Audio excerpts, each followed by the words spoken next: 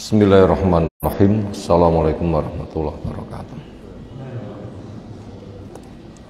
Alhamdulillahirabbil alamin. Walladzi arsala rasulahu bil huda wa dinil haqq liyudhhirahu 'ala dini kullih. Wa kafa billahi syahida wa asyhadu an la ilaha illallah wahdahu la syarikalah. Wa asyhadu anna Muhammadan abduhu wa rasuluh. Allahumma shalli ala Muhammad wa ala alihi wa ashabihi wa man tabi'ahum bi ihsanin ila yaumiddin. Ya ayyuhalladzina amanu taqullaha haqqa tuqatih wa la tamutunna illa wa antum muslimun wa ba'du. Fa inna asdaqal hadisi kitabullah wa khairul hadyi hadyi Muhammadin sallallahu alaihi wasallam. Syarrul umuri muhdatsatuha fa inna kulla muhdatsatin bid'ah wa kulla bid'atin dhalalah wa kulla dhalalatin finnar. Ayol ikhwah azanallahu subhanahu wa ta'ala,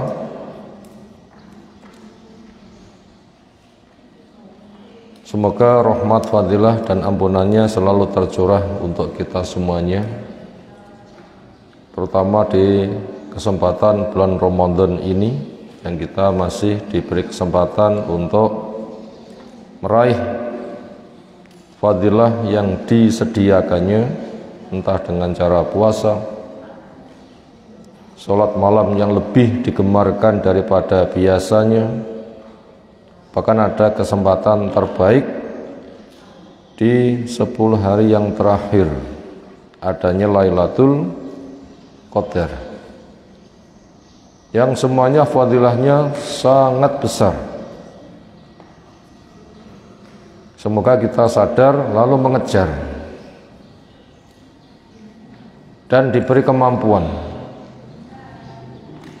diterima, dilipat gandakan, terjaga, sehingga menjadi bekalan di akhirat. Beberapa hadis masalah itu telah disebutkan Nabi SAW. Man shoma Ramadan,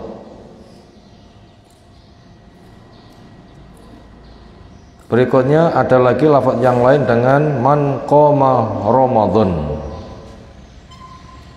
Satu lagi lafadznya man qoma lailatal qadri. Dari ketiga lafaz di atas kelanjutannya sama. Imanan wahtisaban ghufira lahu ma taqaddama min dzambih. Siapa yang berpuasa di bulan Ramadan. Lafaz yang kedua, siapa yang qiyam Ramadan, mana bahasa berdiri Ramadan, mana istilah sholat malam di bulan Ramadan. Karena banyak istirahat, masyarakat suka memberi nama taraweh, banyak istirahat. Lafaz satu ini lagi, qiyam Lailatul Qadar, mana bahasa menegakkan malam kemuliaan. Artinya banyak mendekatkan diri kepada Allah agar mendapatkan fadilah amalan yang dikerjakan di malam itu ketika berbarengan dengan turunnya fadilah, nilainya lebih baik daripada 1000 bulan. Yang semuanya dikerjakan karena iman, pengagungannya kepada Allah, diiringi dengan ikhtisaban berharap pahala, terampunkannya dosa, diberinya fadilah. Dan itu merupakan niat yang harus lebih diperhatikan. Pengerjakannya memang punya fungsi untuk itu. Fadilahnya apa? Ghufira lahu ma taqaddama min dzambih, diampunkan baginya apa yang berlalu dari dosa. Tapi semuanya ada syarat. Apa syaratnya? majtuni batil kabair, selagi dosa besar dijauhi. Apa tanda-tanda dosa besar? Satu, disebutkan ancamannya.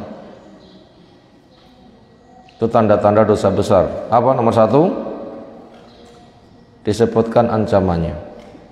Semisal Allah tidak memandang, Allah nggak mengajak bicara, Allah tidak mau membersihkan dosanya, dia mendapatkan siksa yang menyakitkan, Allah tidak mau menolongnya. Kalau ancaman dunia macam-macam, mungkin dia akan kena sanksi ini itu, yang itu berat. Semisal kisos dengan dapat hukuman semisal nyawa, ya nyawa. Itu tanda-tanda dosa besar. Kemudian amal soleh biasa tidak bisa menjadi pengampun, tetapi harus dengan tobat atau dengan musibah-musibah besar. Itu tanda-tanda dosa besar. Selagi dosa-dosa besar dijauhi, semisal syirik, semisal riba, semisal sumpah palsu, bohong, ghibah, namimah, mengadu domba, dan macam-macam.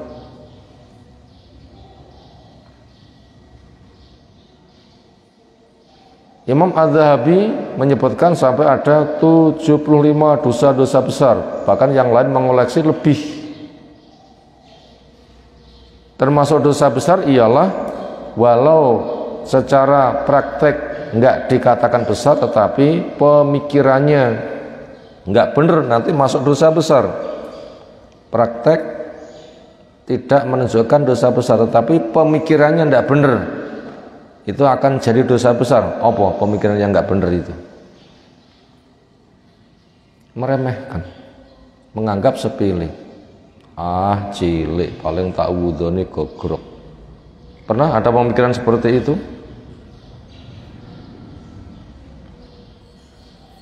Itu termasuk dosa besar yang kayak begitu. Kenapa? Ada unsur meremehkan. Karena nggak ada dosa besar bila diiringi istighfar, upaya mencari pengampunannya. Dan tidak ada dosa kecil apabila dia meremehkannya. Nah, itu termasuk salah pemikiran adalah meremehkan. Apa contoh bahasa meremehkan?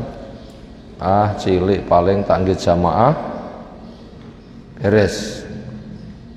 Itu contoh pemikiran yang salah. Itu nanti akhirnya juga akan menjadi dosa besar. Itu tadi kriteria dosa besar. Amal soleh harian kita akan menjadi pengampun dosa dengan syarat dosa besar dijauhi. Kesempatan ini ada pada diri kita semuanya. Kita berada di awal 10 hari kedua. 10 hari pertama sudah berlalu. Pun apa dereng? Ampun.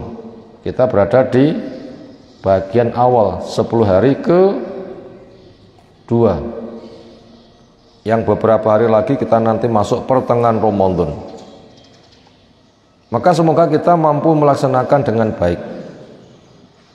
Lalu berikutnya, untuk bisa memaksimalkan kesempatan dengan hasil sempurna, caranya gimana? Jawabnya, pastikan program jangka panjang dan realkan dengan program jangka pendek. Pastikan program jangka panjang dan realkan dengan program jangka pendek. Berarti kita dibimbing untuk punya program jangka panjang yang nanti akan mendorong kepada kita bekerja keras dengan program jangka pendek. Termasuk kita mengkaji urusan jenazah. Ini membimbing kepada kita program jangka panjang atau jangka pendek. Mikir mati niku program jangka panjang atau program jangka pendek? Pendek nggih. Sebabnya ndang mati umur ndek ngoten nggih.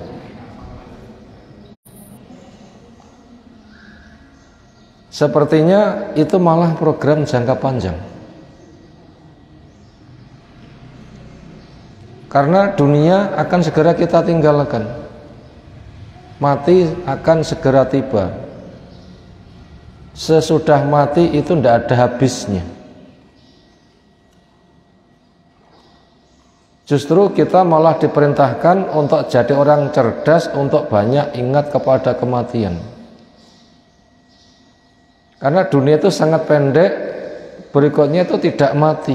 Mati itu hanya sebatas pindah alam. Di alamnya di sana hidup. Siapkan. Makanya bila kita mengkaji diantaranya tentang urusan kitab jenazah, ini membimbing kepada kita untuk mencanangkan program jangka panjang. Sebagaimana pesan Nabi SAW, aksiru dzikra hazimil ladat, supaya kamu memperbanyak mengingat perkara yang bisa melenyapkan kelezatan, itu kelezatan dunia. Apa itu? Kematian. Keh-kehno lekmu mikir. Kenapa? Kamu pengen seneng, bila kamu mati kan nggak sido seneng. Dan seneng yang asli itu sesudah mati. Maka pengenmu seneng jangan kamu puas-puaskan sebelum mati. Tapi pengenmu seneng siapkan untuk mendapatkan senang asli, yaitu kesenangan sesudah mati. Karena Allah menyebutkan wa inna darul akhirah lahiyal hayawan. Karena kampung akhirat, putaran yang terakhir nanti, itu asli kehidupan. Artinya hidup terus, nggak mati. Upayakan itu yang ada di surga, bukan di neraka yang separuh-separuh. La yamutu fiha wala yahya, gak mati gak urip. Maknanya diarani urip gak bisa merasakan nikmatnya hidup, dikatakan mati. Tetap merasakan siksa, jenenge kan gak urip gak mati. Upayakan asli kehidupan itu di surga, itu asli kehidupan. Kalau begitu kita dibimbing untuk merancang program jangka panjang. Asli kehidupan di sana sekarang menyiapkan. Dunia bukan asli kehidupan, tapi tempat menyiapkan. Makanya siapa yang banyak berpikir ke sana, inilah yang dikatakan orang cerdas. Yang pesan Nabi SAW ketika ditanya, ayun nasi akyas, sopo manusia yang paling cerdas, napa jawabannya? Aktsaruhum dzikron lil maut wasti'dadan laha, sing ngekeh-ngekehne eling mati dan nyiapake bekal. Niku tiyang sing paling cerdas. Nah, itu program jangka panjang. Bagaimana kita nanti ketika berada pada kehidupan yang tidak mati lagi, itu dimulai di alam kubur dan berikutnya, itu yang menyenangkan, yang semuanya pengen senang. Ini namanya program jangka pandang. Kesana kita dibimbing, kita bekerja keras, itu tanda-tanda orang yang cerdas. Semoga Allah mencerdaskan kita semuanya. Bila kita sudah punya program jangka panjang seperti itu, realkan dengan program jangka pendek. Apa yang dibutuhkan di masa depan segera disiapkan di hari-hari yang sedang kita jalani. Realkan di program jangka pendek.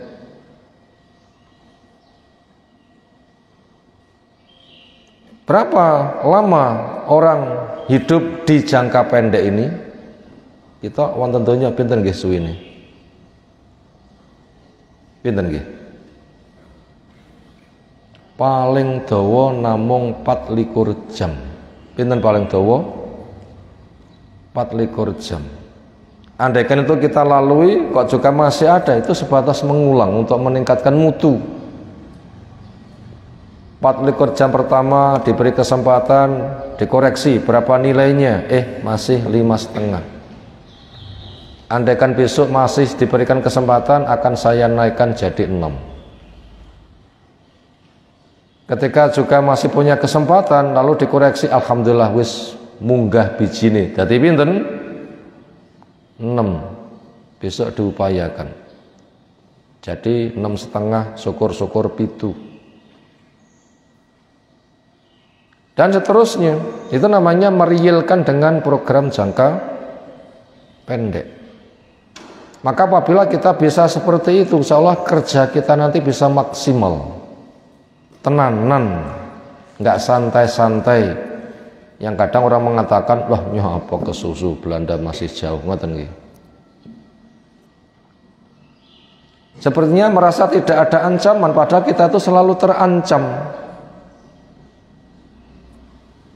Bekal belum cukup kok santai-santai, termasuk tanda bahaya. Pelajaran rong paham, sesuk ujian, mek guyon, bahaya mboten? Diparingi pelajaran dereng paham, sesuk ujian, waktu yang ada tinggi guyon, bahaya mboten? Loh bahaya. Lek pelajaran dereng paham, sesuk ujian, waktu yang ada kangge nopo? Mengejar pemahaman. Belajar doa dilesne nganti paham. Pomo sesuk ujian, nah sudah ada bekal.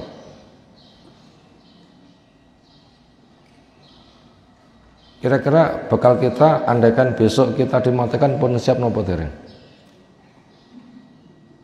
Pun nopo dereng? Upami bensin kita dipun sowanaken datang Allah pun cukup nopo dereng sangunipun? Dikatakan cukup niku sumerap keng pundi. Iki lho, lek mung ibadah selama ini bijine semene, pun kita dipun paringi sumerap napa dereng? Belum. Bagaimana kita merasa tenang dan cukup? Siapa di antara kita yang sudah diberitahu amalmu ketompo nilainya semene? Sampun wonten? Belum ada. Ketika Nabi SAW masih hidup, wahyu masih turun, sahabat yang diberitahu kayak begitu, mereka tidak santai-santai. Mereka bersyukur, menjaga. Nah begitu, mereka bersyukur, menjaga. Makanya orang semisal Umar bin Khattab termasuk 1 dari 10 orang yang dijamin masuk surga. Ketika dia bersyukur dan menjaga, konsekuensinya muhasabah. Jane wong kaya aku ki jane wis pantes yo. Nek ditilik-tilik cek panggah akeh dosane, rumangsa cek kurang.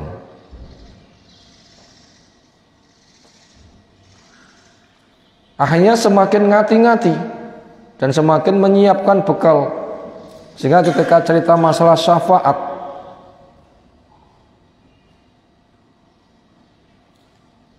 setelah Allah melihat orang-orang yang ada di neraka, sapa yang di hatinya ada sebiji sawi dari iman nanti akan dimentaskan setelah terbakar sekian lama.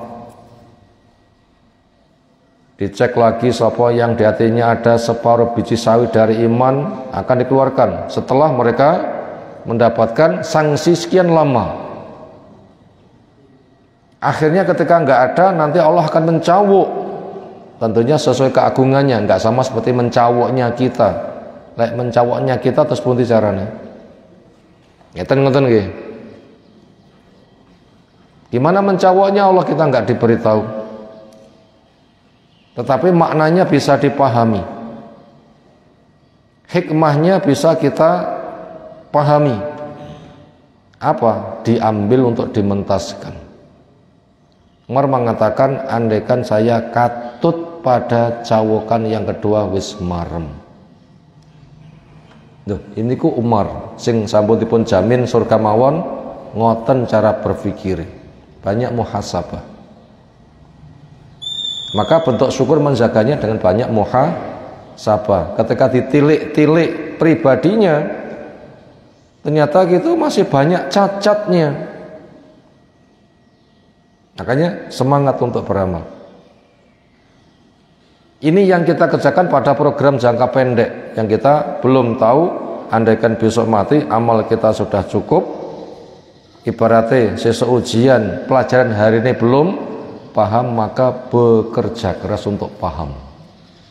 Andaikan besok ujian dia sudah menyiapkannya. Kita merumoso belum cukup, bekerja keras. Andaikan besok mati, kerja keras kita semoga nanti Allah akan mencukupkannya. Karena yang butuh kita siapkan mujahadah kita, kerja keras kita.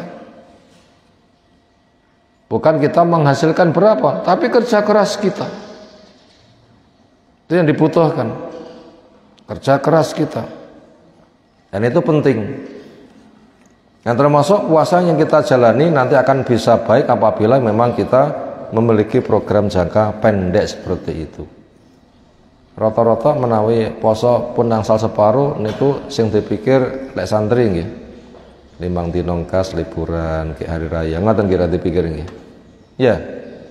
Ya enggak. Ini mikir liburan enggak ini?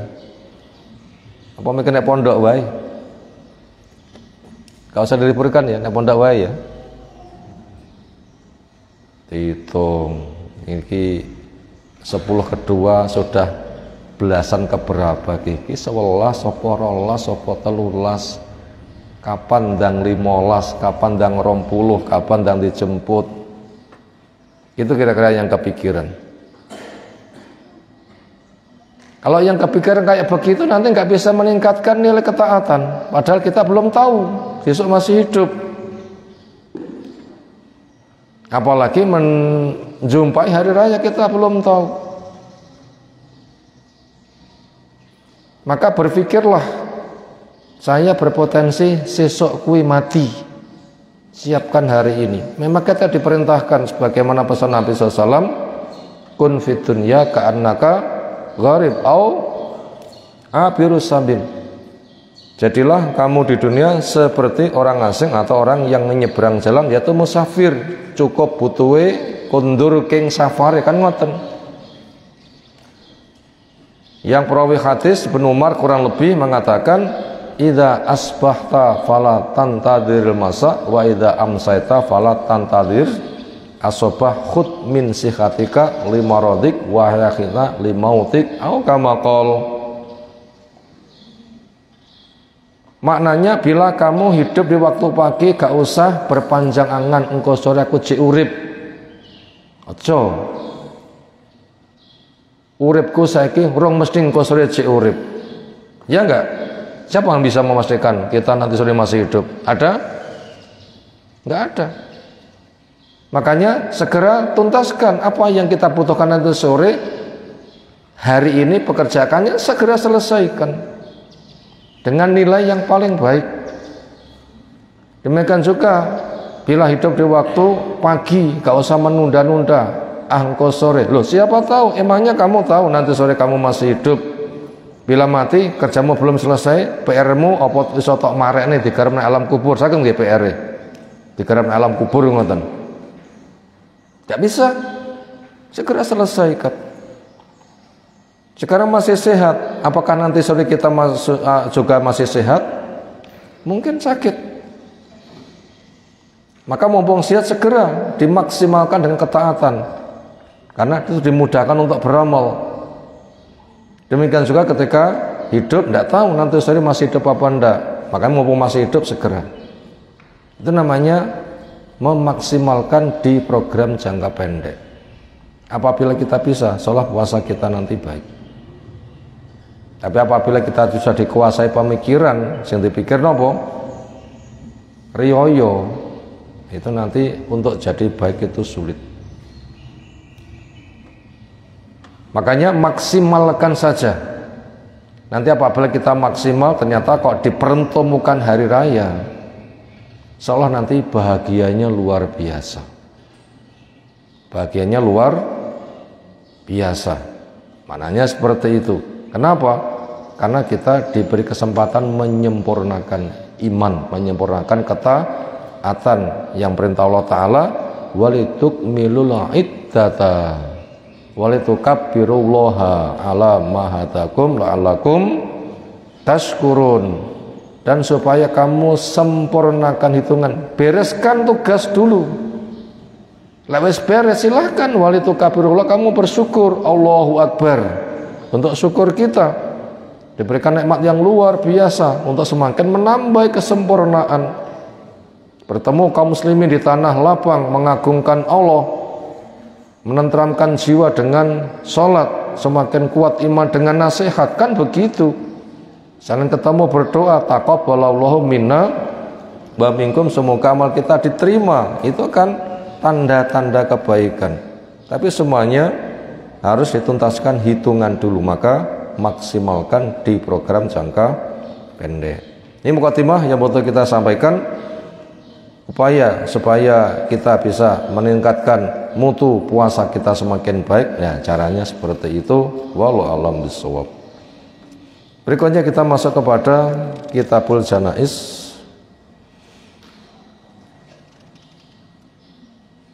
Kemarin pembahasan terakhir tentang nasihat buat para ibu-ibu jangan bersering-sering untuk ziarah kubur. Bahkan laknat kepada ibu yang bersering-sering untuk ziarah kubur, karena potensi bahayanya luwih gede. Potensi bahayanya luwih gede karena Allah tahu bawaan yang ada pada diri kaum ibu.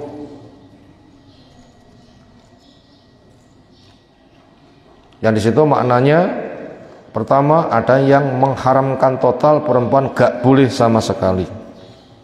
Yang kedua, ada yang menjelaskan boleh dengan syarat ketat. Satu, gak bersering. Dua, bajunya rapi, tidak menimbulkan fitnah. Yang ketiga, ada pendamping pengantarnya, sehingga lain opo-opo gitu ada yang membantu menyelesaikan. Yang keempat, tidak boleh meratap di kubur. Yang kelima, tidak boleh minta pada orang yang sudah mati. Yang keenam, tidak boleh untuk menentukan dengan hari-hari tertentu. Itu yang membolehkan, syaratnya ketat. Yang super ngati-ngati tidak membolehkan. Semisal bila kita baca pada pensahan Riyadhus Shalihin oleh Imam Nawawi, oleh Syekh Utsaimin rahimahullahu ta'ala. Berikutnya kita masuk di hadis yang di buku saya nomor 570, temanya tentang masalah meratap, tentang hukum meratap. Bahasa Arabnya niyahah. Kita baca dulu hadisnya. Artinya sahih, an Abi Sa'idin Al-Khudri radhiyallahu anhu qala la'ana melaknat. Artinya mendoakan supaya dijauhkan dari rahmat. Berarti kalau gitu kondisinya bahaya. Jauhi perbuatan yang mengundang laknat.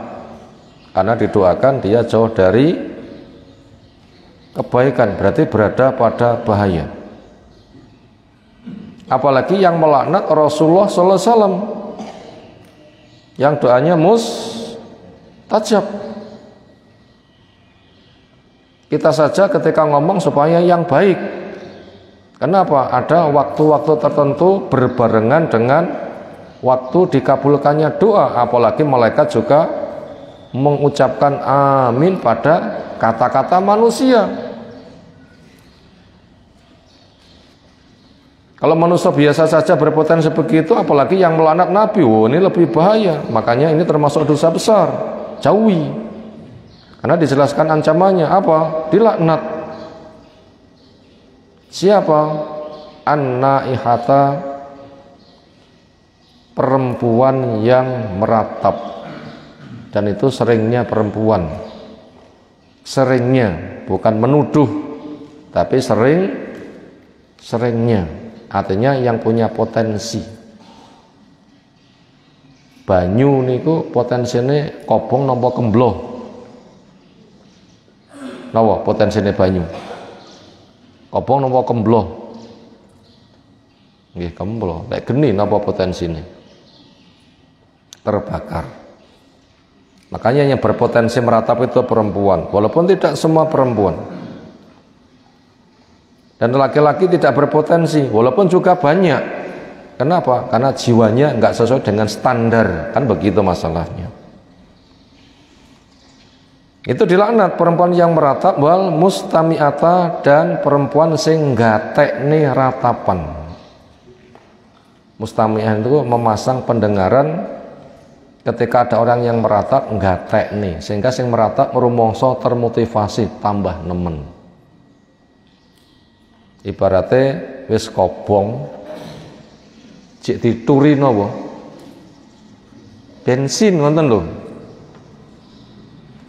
Jadi naihah itu ibaratnya perempuan meratap itu geni wis kobong, mustami'ah niku sing ndamoni napa sing nyebuli, sing ngipasi, yang jadi supporter, sing nambahi bahan bakar. Gimana nanti nyalanya? Semakin wuk begitu. Di sini pensaran dari mana al-mustami'ah adalah al-qasidah li sima'in niyahah al-musajji'ah lin naihah. Perempuan yang bermaksud mau nggatekne ratapan dan memberikan motivasi, dorongan, penyemangatan ben tambah nemen lek meratap. Biasanya geni kobong disebuli, dikipasi, dikompori, disoi bensin ben tambah gak karuh-karuan. Keduanya sama-sama dilaknat. Akhrajahu Abu Dawud. Berikutnya meratap niku makna basa napa? Ngetuni. Apa makna bahasa? Ngetuni. Apa makna istilah? Berkumpulnya beberapa unsur. Ketika sudah lengkap menjadi perkara yang bahaya. Unsur-unsur itu adalah satu, tidak ridho pada takdir. Nomor dua, berburuk sangka. Nomor tiga, tidak bisa mengambil pelajaran yang dikandung dari ketetapan takdir. Yang keempat, protes. Saya ulang, niyahah itu unsurnya minimal ada 4. Ketika ada peristiwa pilu, dia merasa susah. Kondisi pilu, susah, berkumpul pada dirinya 4 sikap.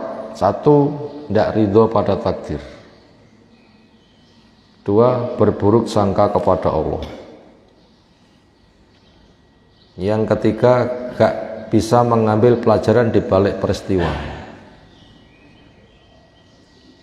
Gak bisa ngambil pelajaran di balik peristiwa. Yang keempat, protes. Di tengah musibah 4 hal ini berkumpul, itu nanti akan namanya ratapan.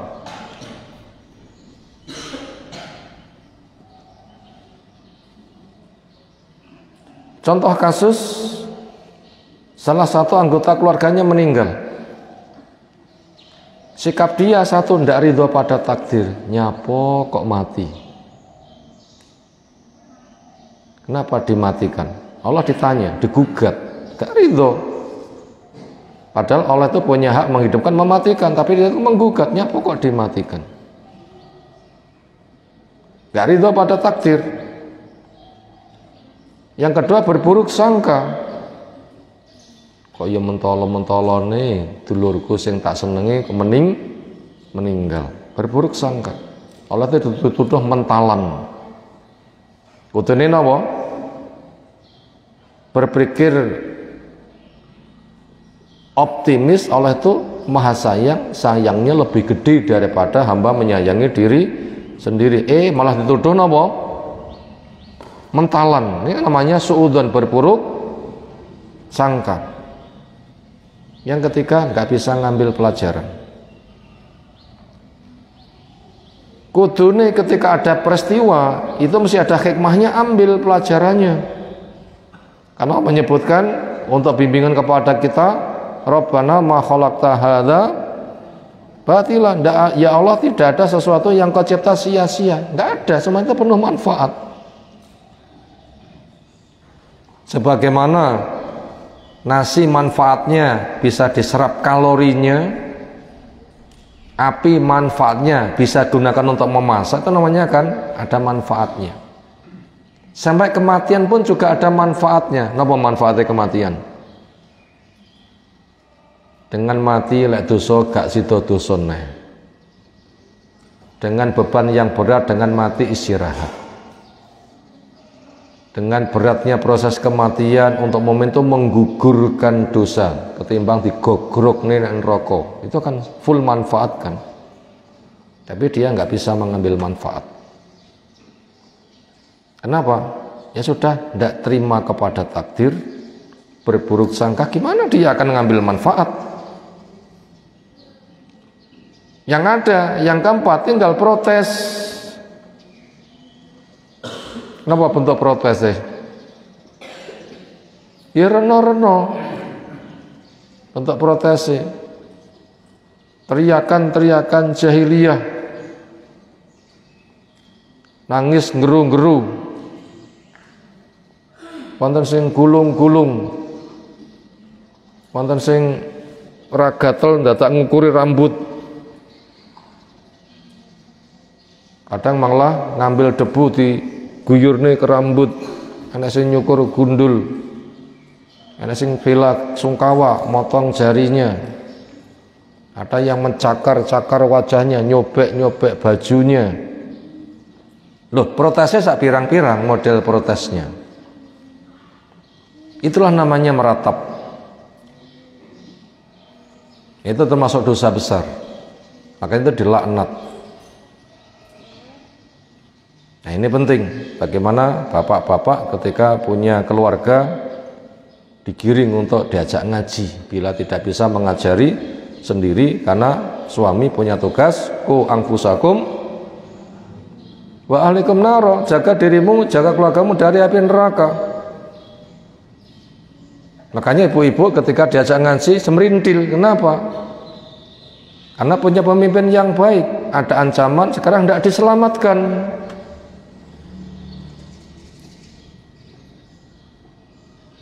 Nah begitu, dan itu harus kesiapkan ke sana, berpikir masa depan. Nah begitu. Itu tadi tentang masalah niyahah, itu sudah kita pahami makna bahasa, makna istilah, unsurnya dan ancamannya.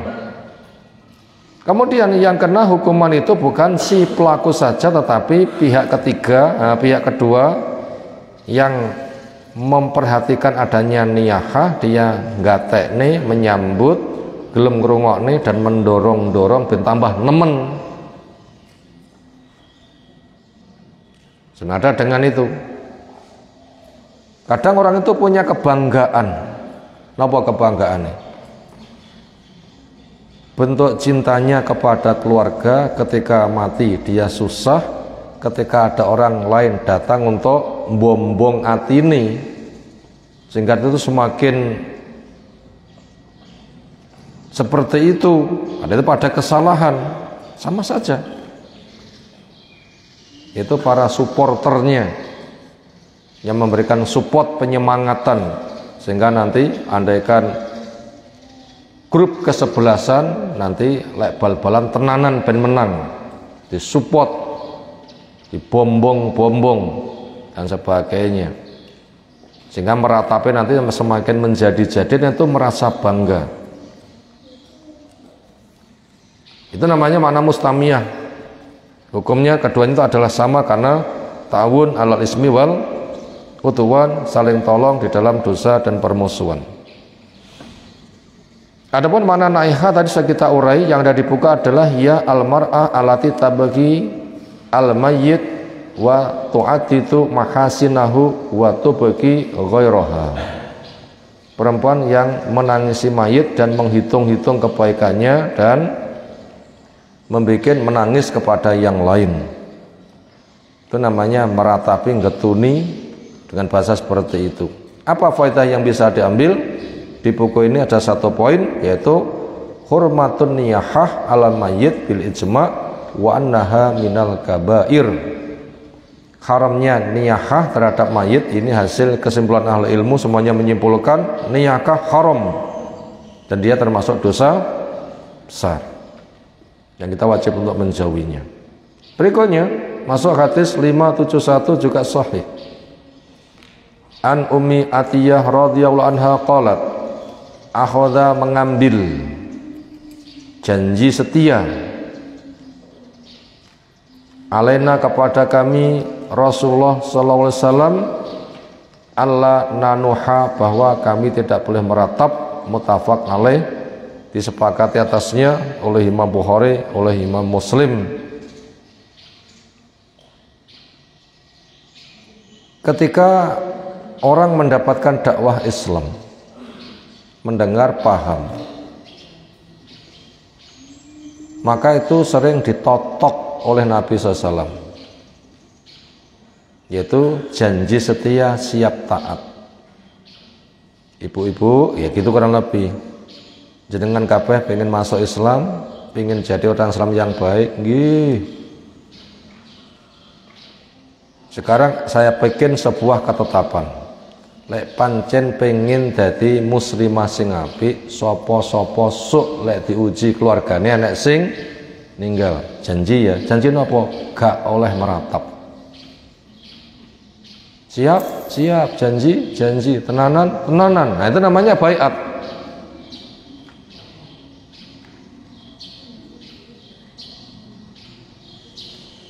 Kinten-kinten ibu-ibu sakmenika menawi dipun takdiraken kepanggih Nabi, Nabi dawuh ngoten, ibu-ibu siap mboten? Bu, wonten napa mboten ta ibu ini? Wis ana enak. Wonten mboten niki? Wonten nggih? Kinten-kinten terus pundi? Bu, solek diuji, keluarga meninggal, aja meratap ya. Terus pundi jawabanipun? Siap? Insya Allah. Kenapa kita kok menandaskan baik begitu? Memang Nabi SAW itu ketika membimbing kepada para ibu itu diambil janji. Sebagaimana Umayyah menjelaskan seperti itu. Maka siapkan sejak dari sekarang. Gimana cara menyiapkannya? Hidup itu ujian, mati itu juga ujian. Hidup kesempatan beramal, mati itu istirahat. Mula mumpung durung mati segera beramal, mau mati panen. Andaikan mati betul, semoga dosa saya diampunkan, saya mendapatkan rahmat. Kita siapkan dari sekarang begitu.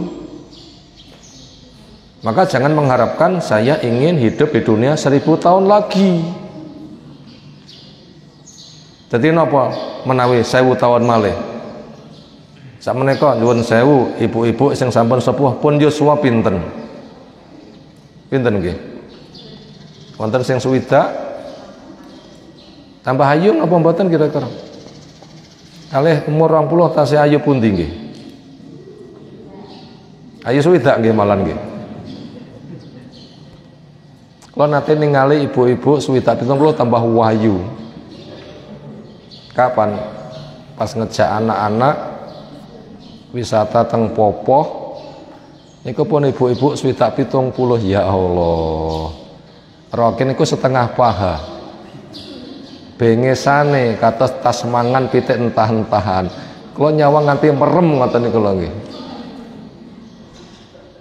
Napa nyawang nganti merem niku lho nggih? Gak mentolo, lucu. Ya Allah, ki jane pengen urip pira ta jane ngeten iki. Kalau saya nyawang yang nanti merem di situ tidak mau menyadari. Yang jelas apabila kita dikuasai angan-angan ingin hidup 1000 tahun lagi, itu tidak akan bisa jadi baik. Tapi apabila kita sadar dunia sebentar, engkau sore mati pantas, ini nanti akan mudah untuk segera menyiapkan diri. Nah begitu. Itu tadi janji yang diikat oleh Nabi SAW kepada para ibu, bahasanya mereka ditodong apabila salah satu anggota keluarganya meninggal, dijanji ojo meratap. Oh iya, mereka siap. Nah begitu. Pelajaran yang ada di hadis ini, al hadis yadulu ala madalla alaihi hadis as-sabiq min hurmatin niyahah. Hadis ini memberikan petunjuk seperti apa yang ditunjukkan hadis sebelumnya. Berarti maknanya sepadan dua hadis tadi, yaitu tentang keharaman meratap. Pelajaran nomor 2, jawazul buka alal mayyit biduni raf'is saut. Dibolehkannya menangis ketika saudaranya, keluarganya, kerabatnya meninggal, tetapi di situ tanpa suara. Artinya terkendali, tidak meratap walaupun ada tangis. Tidak meratap ning wonten tangis, tangis napa namanya pun? Tangis ungkapan susah, tapi bukan tangis protes. Ditinggal mati keluarganya susah mboten? Biasanya yang susah niku nangis mboten? Nangis susah niku biasa, ning mboten nganti nangis dalam bentuk nopo? Protes. Nangis susah mboten sami kalau nangis protes.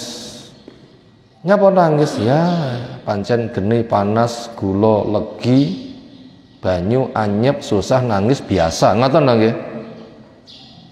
Biasa. Ning niku mboten dadi ungkapan protesnya. Itu boleh yang seperti itu. Berikutnya masuk pada hadis yang ke-572. Sahih juga. Ani bin Umar radhiyallahu anhuma anin nabiyyi sallallahu alaihi wasallam qol al mayyitu yu'adzabu fi qabri bima niha alaihi. Mayit disiksa di kubur bima dengan sebab niha diratapi alai kepadanya. Mayit disiksa di kuburnya dengan sebab diratapi atasnya, muttafaq alaih. Berarti sing meratap gak oleh mayite nggih kena musibah. Makanya sapa sing pengen selamat, yang hidup maupun yang mati ya aja meratap. Sing urip tidak meratap tapi ridho dia dapat kebaikan, mayite gak diratapi dapat kebaikan. Makanya ketika kita nanti mati tidak mendapatkan bahaya, ketika masih hidup ya jangan meratap. Karena mayit itu apabila diratapi dia dapat bahaya. Apa makna dari hadis ini? Ada beberapa pelajaran. Pertama, hurmatun niyahah alal mayit, haramnya meratap pada mayit. Pelajaran nomor 2, an-niyahatu alal mayit tusabibu lahu adzabal qabri. Meratap kepada mayit, ratapan itu menyebabkan baginya akan adanya siksa kubur. Wa minal ulama man angkara hadza ka Aisyah radhiyallahu anha. Sebagian ahli ilmu ada yang mengingkari hadis ini. Sing urip meratap, sing mati pamane siksane 5 malih 6. Misalipun ngoten. Enggak diratapi, kena musibah 5 diratapi, kena musibah malih 6 misal. Pemahaman yang seperti itu ditolak oleh Bu Aisyah radhiyallahu anha. Wastadalat biqauli ta'ala, sambil menunjukkan dalil firman Allah Ta'ala, Allah taziru waziratu wizra ukhra. Seorang penanggung tidak menanggung tanggungan orang lain. Mati enggak ngamal, bijine 5 ya 5. Dini sing mati meratap komal berarti 6, tidak bisa. Kenapa? Itu bukan perbuatannya. Kenapa? Dia menanggung tanggungan orang lain. Wa minhum man laja'a ila takwilat al-atiyah. Sebagian yang lain ditafsirkan dengan beberapa penafsiran. Tidak menolak total, tetapi ada makna-makna lain. Apa saja itu? takwilnya, makna lain, sehingga hadis ini nggak ditolak. Yang pertama, yu'adzabu idza kana lahu fihi sababun kaman radhiya bidzalik fi hayatihi wa wa ikhtiyaru al-Imam Al-Bukhari. Mayit di dalam kubur itu disiksa, artinya mendapatkan siksa tambah, semula 5 sebab diratapi malih 6 misal, apabila memang itu ada sebab.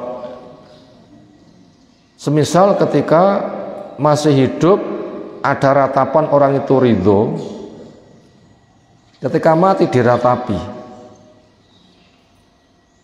Ini makna pertama. Berarti ari kalau tasih gesang wonten ratapan tiyang niku ridho. Aja mratap bene ya pancen susah wae. Bene to bene. Ridho ada ratapan. Nah, ketika dia mati diratapi, ini dia nanti dapat. Kenapa? Memang itu perbuatannya dia. Kudune kemungkaran diingkari tapi dia meridhoi. Ketika diperbuat, kena perbuatannya sendiri. Kamu meridhoi ratapan, kamu diratapi, kena. Kenapa? Itu perbuatanmu sendiri, bukan perbuatan orang lain. Kenapa kamu meridhoi? Ada sebab. Pemahaman ini yang dipahami oleh Imam Bukhari. Yang kedua, potensi makna kedua, idza ausa biniyaha alaihi wa huwa ikhtiyaru jumhur. Apabila sebelum mati dia sudah wasiat, aku sok lek mati ratapono ya. Pas mati tenanan, nah itu dapat. Kenapa? Salahmu dewe. Jenenge nyidam. Nyidam napa ngidam? Nyi napa ngi?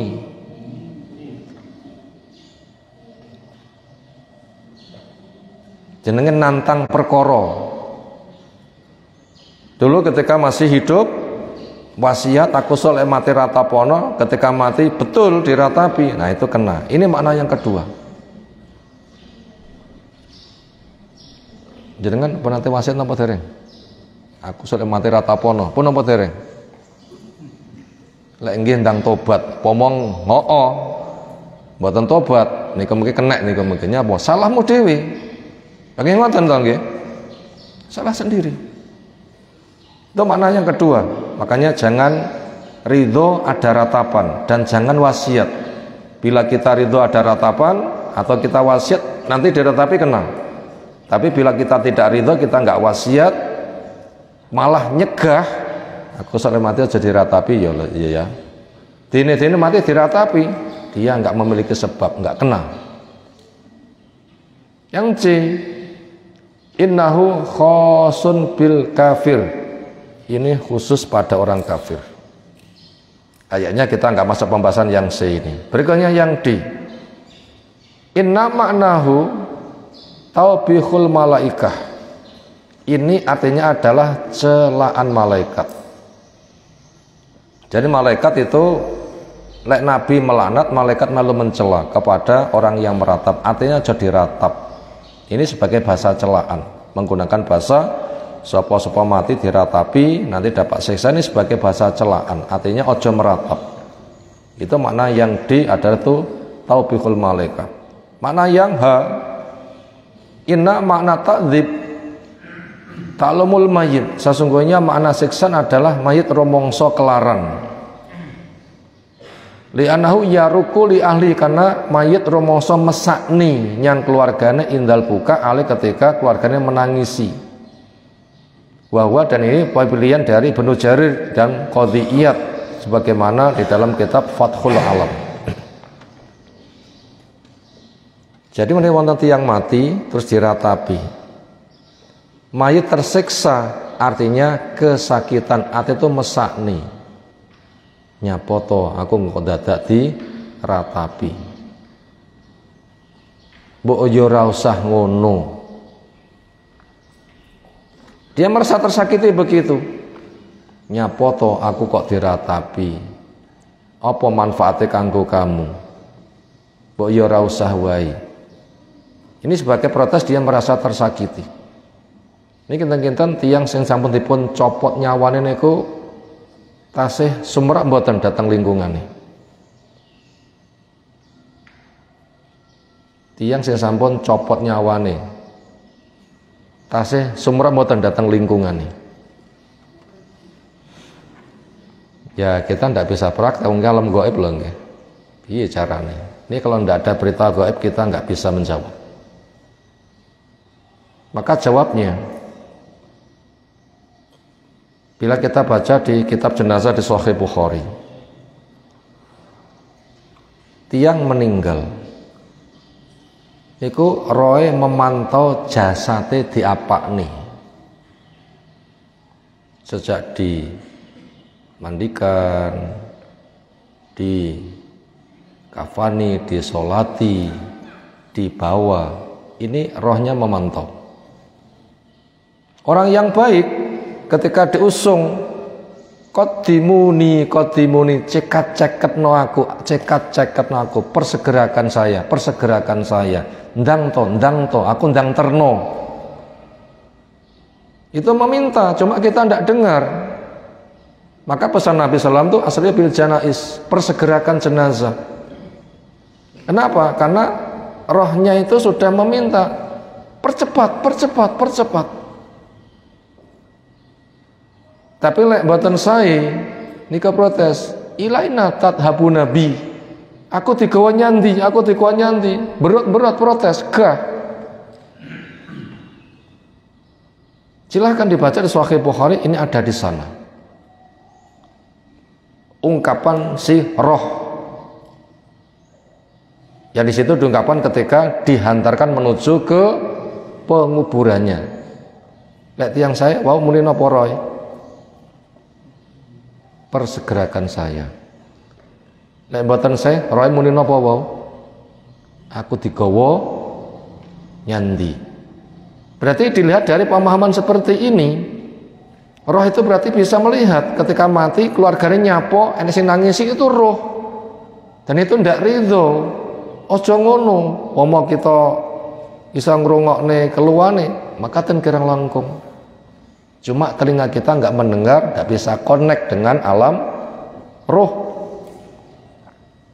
Maka pemahaman senada itu adalah pemahaman dari siapa tadi? Ibnu Jarir, termasuk Qadiyah. Nah, itu beberapa makna tentang mayit disiksa gara-gara diratapi. Ada beberapa makna. Kesimpulannya, meratap tidak boleh untuk semuanya. Si mayit atau yang memberikan motivasi atau ridho kepada niyahah atau memang malah berwasiat, tidak boleh semuanya yang seperti itu. Kenapa? Resikonya adalah sangat bahaya. Tadi hadis muttafaq alaih. 573 walahuma nahwuhu minal Mughirah bin Subah.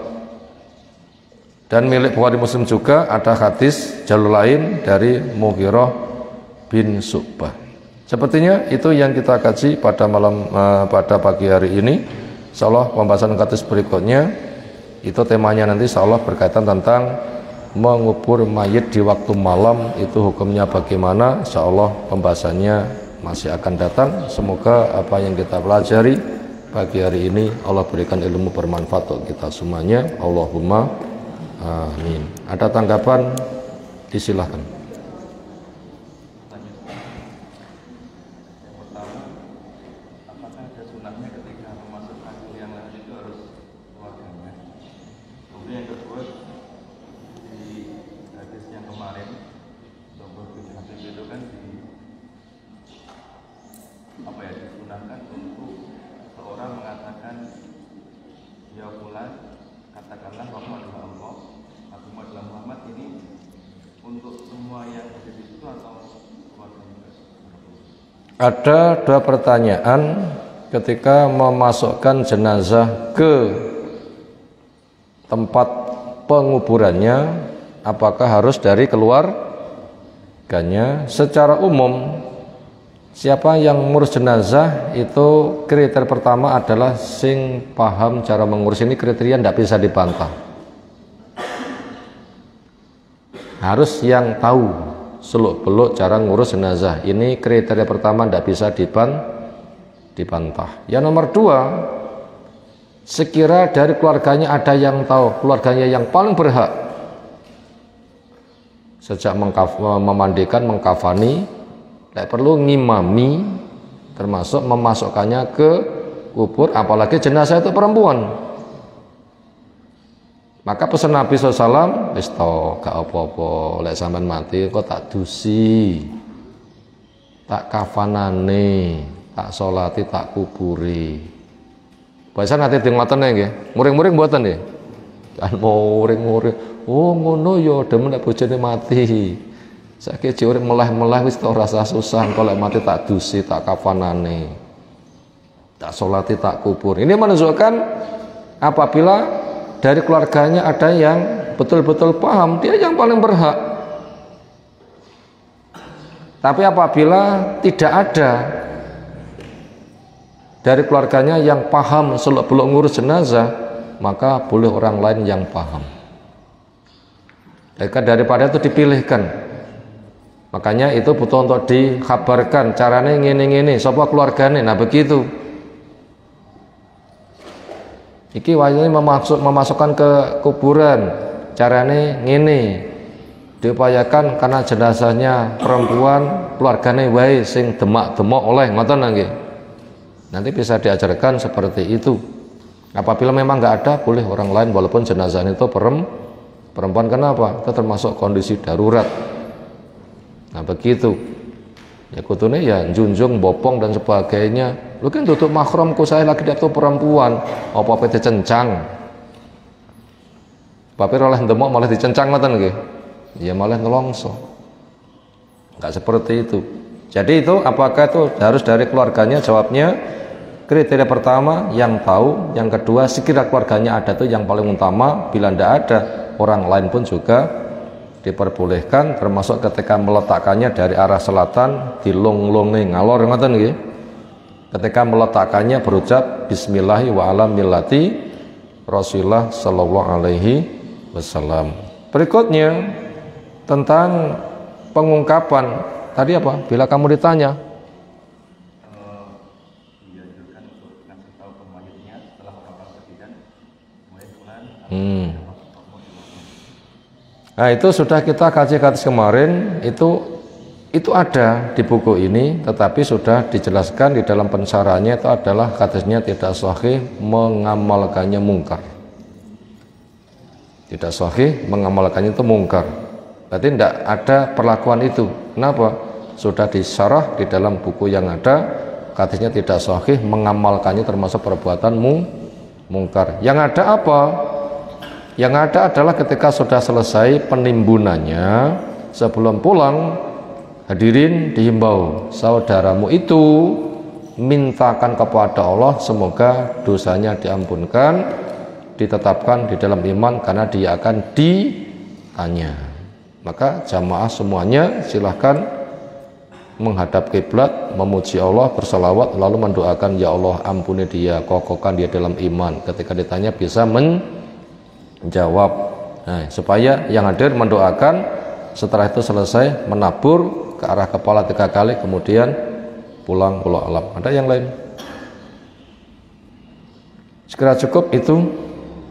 Subhanakallahumma bihamdika asyhadu an la ilaha illa anta astaghfiruka wa atubu ilaik. Assalamualaikum warahmatullahi wabarakatuh.